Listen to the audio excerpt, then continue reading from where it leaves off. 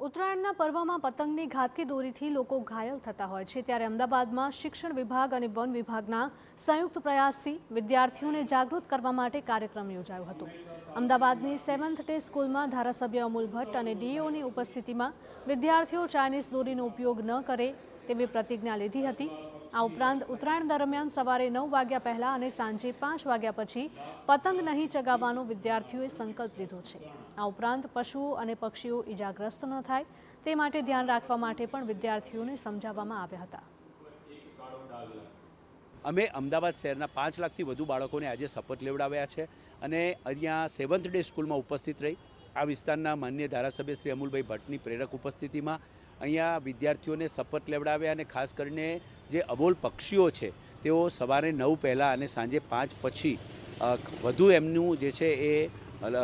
Movement હોય છે, તો તે સમયે ખાસ કરીને પતંગ ન ચગાવવા અને ચાઇનીઝ જે દોરી હોય છે, પ્લાસ્ટિક દોરી હોય છે, એવી દોરીઓનો ઉપયોગ ન થાય, કાચનો ઉપયોગ ન થાય, આ બધા પ્રકારે વિદ્યાર્થીઓને સંકલ્પ લેવડાવ્યા।